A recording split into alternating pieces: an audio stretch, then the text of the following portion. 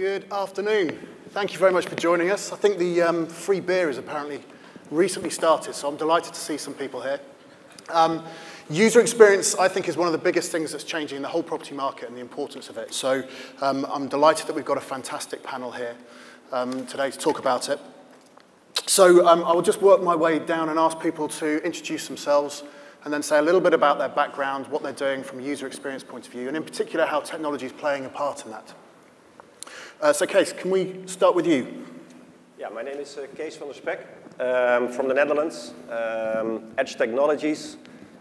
Probably you had a coffee with us this morning already when you entered the building. And Edge Technologies is a new company created by OVG Real Estate. And OVG Real Estate created the Edge in Amsterdam, which currently is still seen as one of the smartest but also most sustainable offices in the world. Delivered 3 years ago. And what we noticed is that there came so many clients who said, I want to have an edge in my city, that we thought, hey, why don't we change from real estate more to technology? It's a very fast way to say it, but it took some years. And that's why we started this year with Edge Technologies, to change a bit the approach to the current market. Maybe you've read it, is that TH Real Estate just invested $1 billion in this company of us, and we starting with it without having any tenants, which means that we try to create the best building in the city, which is healthy, which is smart, which is sustainable, which has a perfect design, and that attracts so much, let's say, flexible work spaces for flexible contract and tenants, that currently the buildings that we even have not started are almost full. So what you see is that, and I saw it also in the former panel, is that flexibility, efficiency, being smart, but still being also focused on well-being is the topic of today, what tenants like to have, especially in the war of tenants in the big cities in Europe. What I'm doing within Edge Technology is to help set up the strategy and to see if we can also go out of the Netherlands and Germany, where we are quite big. So we are trying to get our feet in London, Paris, starting in New York. And we see there is a lot of need for smart, still extremely healthy buildings with a lot of community space, but still also the space for yourself. Perfect. In a nutshell. Perfect. Kathryn.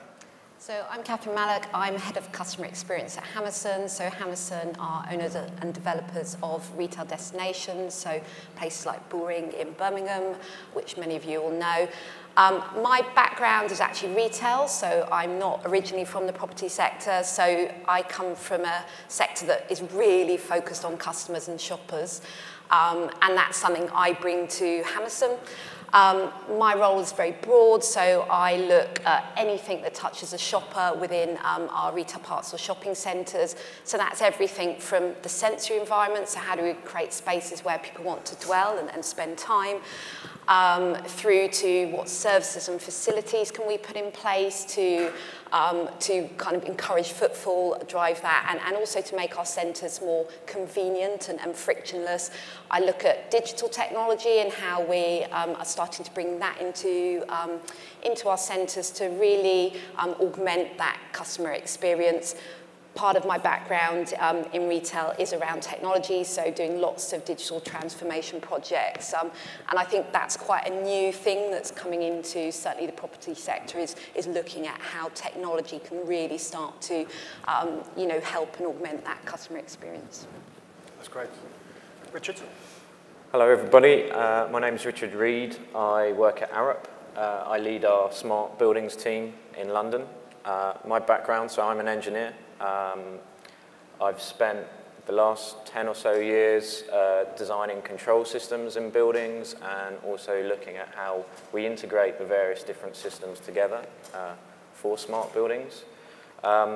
I've also spent 2 or 3 years looking at operational buildings and getting occupant feedback from the people that are using buildings.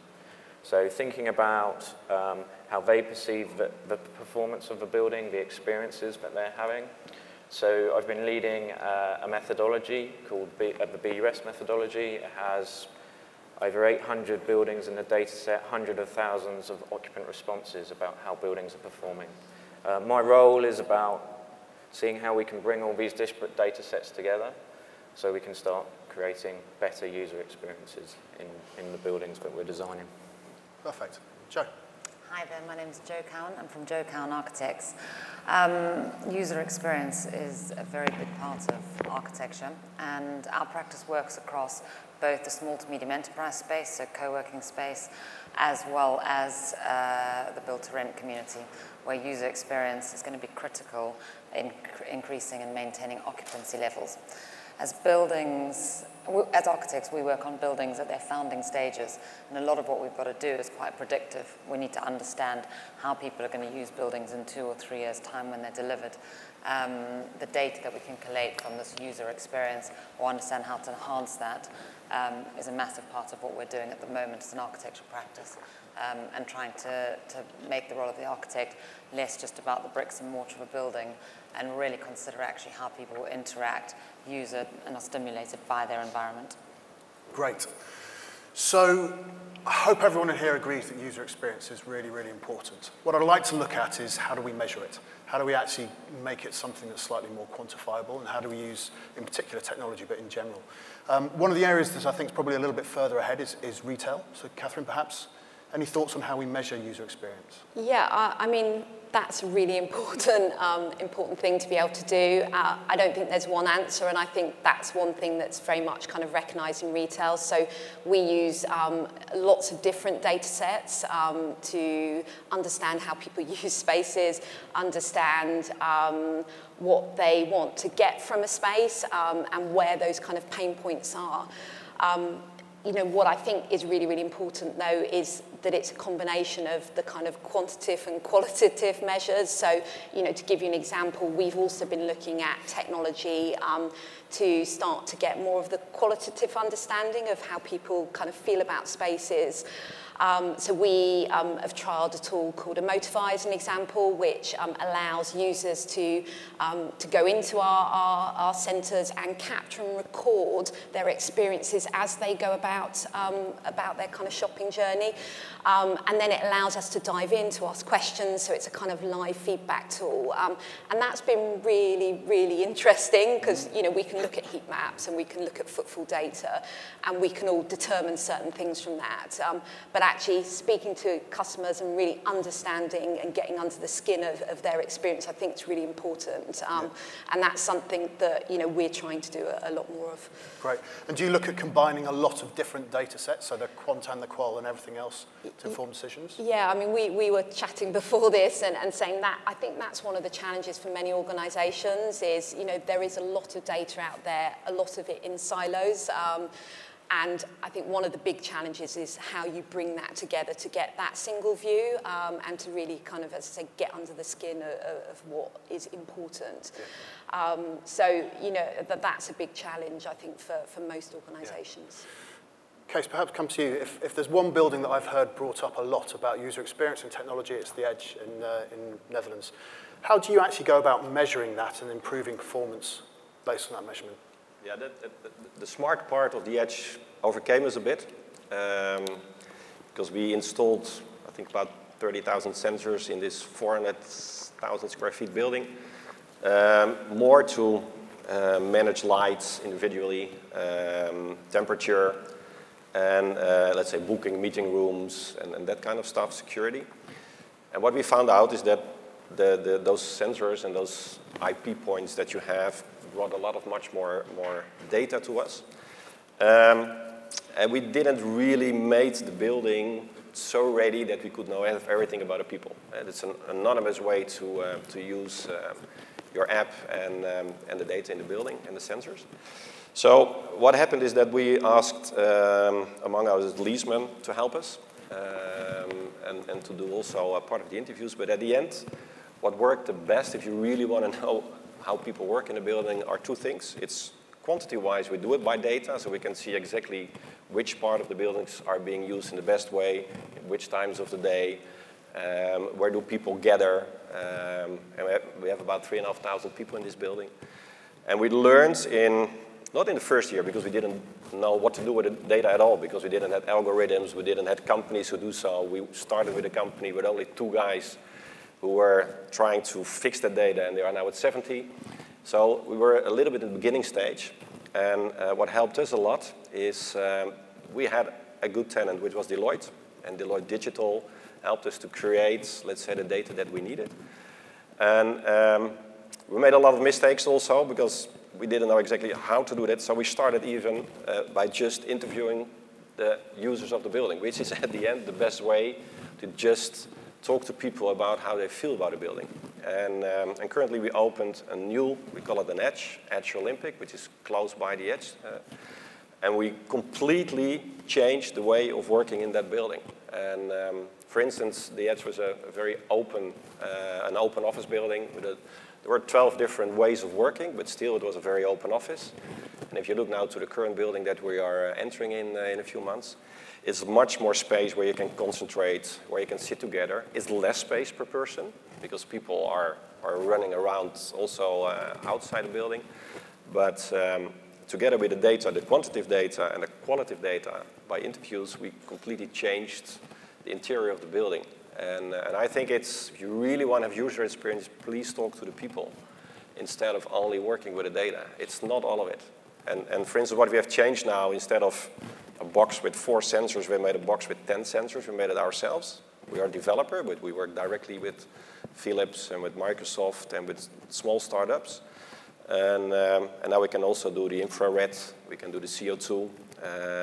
There's so much more extra things we can do to create more data, and still anonymously, because it's also, we heard it before. But we can also localize people in a better way. We can book the rooms in a different way. For instance, booking a meeting room, 30% of the booking meeting rooms are not used at all. So you also change your system there. So if people are 5 minutes too late, 30% of rooms that are booked are not used? Are not used. That's what we found out in our building. I don't know if it's let's say, counts for all the offices, but anyway, it's somewhere in the middle. And or we need less meeting rooms, or we have to, let's say, manage that better. So after 5 minutes, you're not there, your booking is gone. So you also work in a different way in a building. You should also work with that part of the data. So we did a lot of different things, learn about that, and create, let's say, a different digital building than 3 years ago. So you see a big movement in that. Okay. Quantity and quality. Yeah. So there are lots of different ways of collecting data. Richard, maybe you could talk a little bit about how you measure UX, but also how do you look at it across an entire building so the building becomes more of a platform rather than lots of bits? Okay, so if we take the data side and then the user side. So we have lots of disparate systems in buildings, lighting, HVAC controls, security systems. The problem that the industry typically has at the moment is that all of these systems speak different languages. You suck up all the data and nobody understands what it means.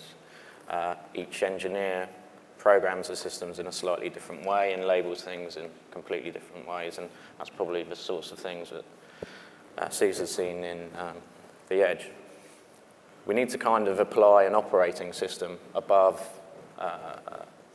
all of these kind of disparate building systems, the equivalent to an Android for buildings, a building operating system, so that we can bring in any application to look at that data and interface to it. From the user experience side, we've been doing a lot of work with sort of longitudinal surveys, so a snapshot in time in terms of asking people how they feel about the environment. But we need to be using technology such as devices to continually interact with those people. So we've been looking at how just one simple question we can ask people about how they perceive the environment or the building that they're in, and use the sentiment analysis, how they're responding to start making decisions or understanding how they perceive the performance of the building. So I think the combination of that qualitative response with the quantitative sensor data gives you a much richer picture of That's great. What's happening. Joe, the same question to you about how do you measure user experience, but also you're much earlier in the life cycle of the design when there aren't people there. So how do you go about collecting things so you can make sure it works in the future? I think that's probably the area that we are struggling with the most. The UK is a long way behind the States in the data that's available for how people use both the buildings that they live in and the buildings that they work in. You know, co-working space has been one of the, you know, the biggest rises of commercial space, with 30% of all new space in the city being digital. The issue with that is people perceive that as some brittle walls and beanbags, and actually the future of workspace is much beyond that. We've spent a considerable amount of time in the last year in the States, in Silicon Valley, in Japan, and Asia, having a look at the future of workspace, the definition of what a company needs. You're as likely to have a 40-person company requiring only 2 desks. You know, we're watching people being hologrammed in from around the world, from a beach in Costa Rica into a meeting room, and robotics moving around. The agility and adaptability of space is obviously critical, much more important than the kind of look and feel and the final texture. But the reality is there isn't real data available in the UK. It's in silos, as Kathryn says, which really understands how do we as architects design a space beyond a square. You know, a rectangle or whatever your space is, and how do people operate within that? The blend between people and the way that they live and work is unbelievably grey now, and people's home and their workplace are no longer separated. I think for us, really, the user experience is going to be about community building. It's going to be about utilizing many of these apps, that qualitative gain, that quantitative gain, about how people interact with one another, intergenerational build to rent with co-working space within it. WeWork's intranet internally is one of the most powerful connectivity or devices within the world at the moment. It's actually most of the value in WeWork sits within that. We all understand who works in our building and how we can accelerate partnerships, you know, with other companies. But we're not seeing that on the residential side yet. So in designing space, we actually are challenged by the lack of data, and we're trying to have to be very preemptive as architects. And the only way we can do that is by facilitating as much adaptability and flexibility that you can plug in anywhere. That's got a huge amount of infrastructure which goes in very early. And we're less about reading the data that Arup are kind of putting in for how you read the building and the success of it. Our only measure of success will be occupancy, long-term, you know, people who stay long-term within the buildings that they work and live. I think that's true, but you know, the data that comes out, unless we get that data that's missing, we're not actually going to learn about whether our design was particularly good or not in the first place. And I think that's something that the construction industry is particularly poor at. We don't find out about our products and actually work out. You know, we design something, we get to practical completion, we walk away onto the next one. You know, we have got to take responsibility to start looking at that and going, yeah, well, actually, deep plan, shallow plan, fan core unit, naturally ventilated buildings, so we kind of understand what users... How do we do that then? Because I think everyone would agree with that, but how do we actually go about making that change happen? So I think there's been various initiatives, things like soft landings, to try and get people to stay, the design team, to stay with buildings and actually live with the building through the first sort of 3 years after practical completion. And that role has to be to educate the people that are running the building as well, and ultimately that will create better user experiences for the people that are actually in the building. Yeah. I think the point about agility is a really good one, and obviously part of what we do is develop property, retail property, and one of the challenges you've got is the life cycle of that. It's so long. And it's not about people not caring about user experience, because people really do throughout that life cycle. The challenge that we've got is that what people want is changing. And you look at trends like shared economy, you look at aging population. So all of these things are having a real impact on how we design spaces and what we need to kind of put into spaces.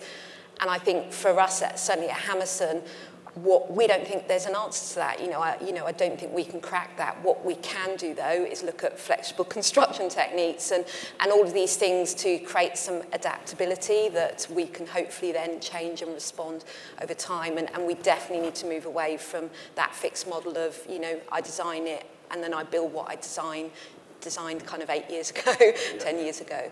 Kathryn, you and and I were talking earlier, the biggest change really in development in the UK is the fact that developers are becoming operators. Yeah. So unlike the previous days where a developer would develop a block of flats with a bit of retail underneath it and then sell that and actually, you know, done, got my profit. That's our new strategy. That market is gone.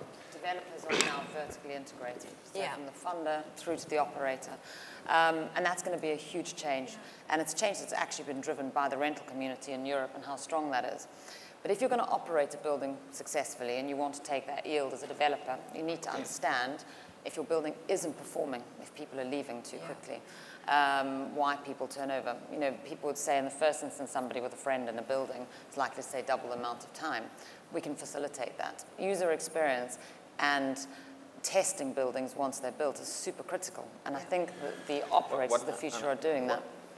If I can add to that, is that we changed also the type of architect for our interior. So we work now with the interior architects of Citizen M. Citizen M is more kind of, it's hotel, it's hospitality.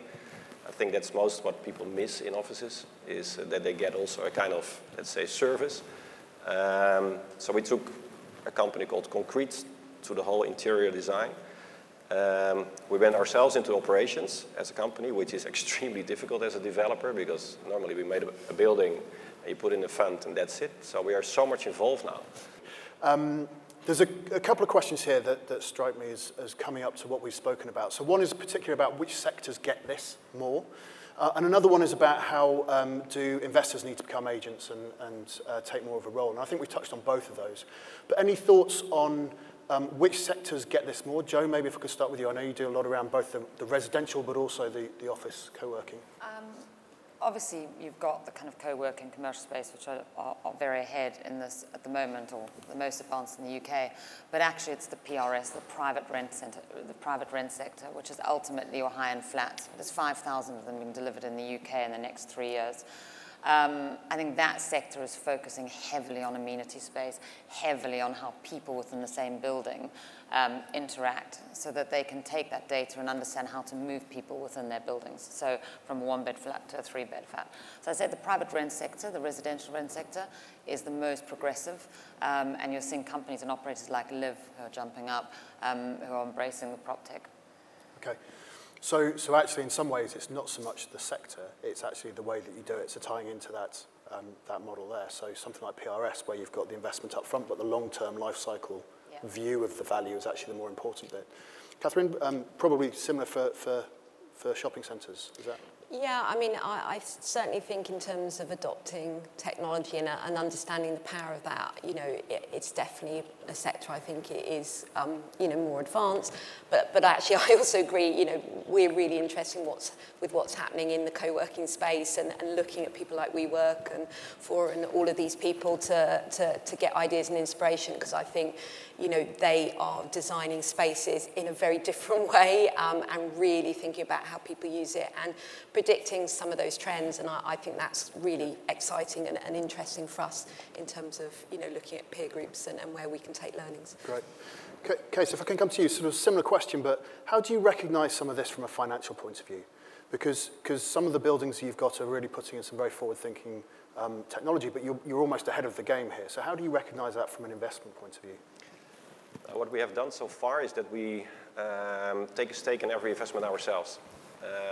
What was, let's say, 5, 6, 7 years ago, you didn't do that.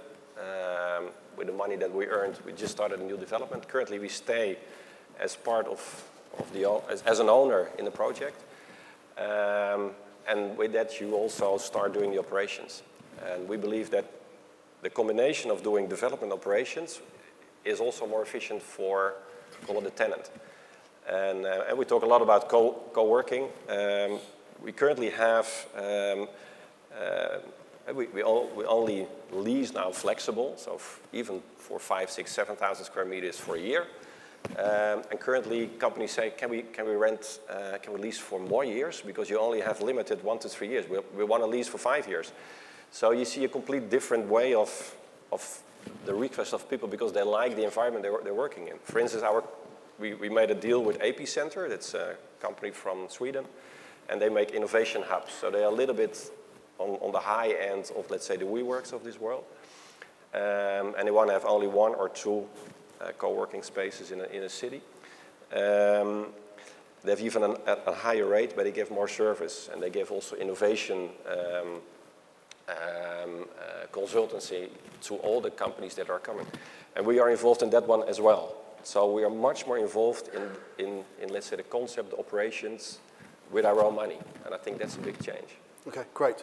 So I'm going to come to 2 more very, very quick questions because we're running out of time, and then I'm going to come and ask everyone to recommend one thing. If everyone believes that user experience is important, what should they go out and do to try and help improve that or engage with it or find out more? So, Richard, if I could pick up on one of the questions that's up on there, it's the top question that's up there. If I could pick up on the second half of that, given time, is the new role of property manager a data analyst? I think that's a major part of their role, yeah. It's a big question.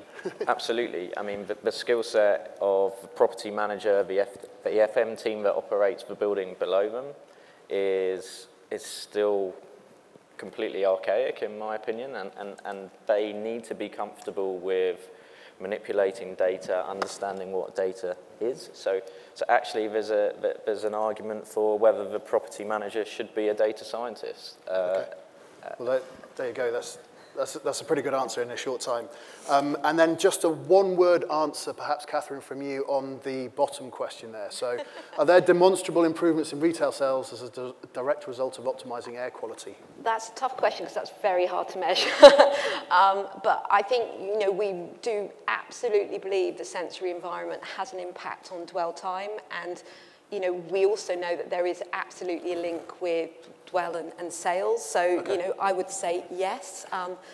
I think part of one of the challenges, though, is building business cases for these things, and we had a chat about that earlier around, some of this stuff is very hard to kind of capture and measure.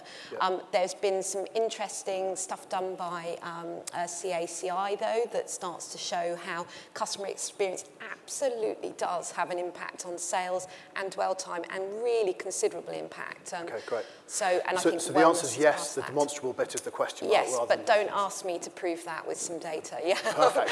Okay, so just to run down the panel, if there's one thing you recommend for people to do to go and find out more, engage, or do to their buildings, Cees, we'll start with you. Just go and sit there yourself in the building and see what's happening. That's what we always do. In every development we have our own office. Very simple. That's the best way to do it. And then that's why we were also part of our head office was in the Edge, and now we're going to the new building. And we do it in every city, we do the same. And then you see, and then you experience yourself how the building is working for, let's say, all the tenants and the future tenants. Great, it's a very simple thing. Kathryn?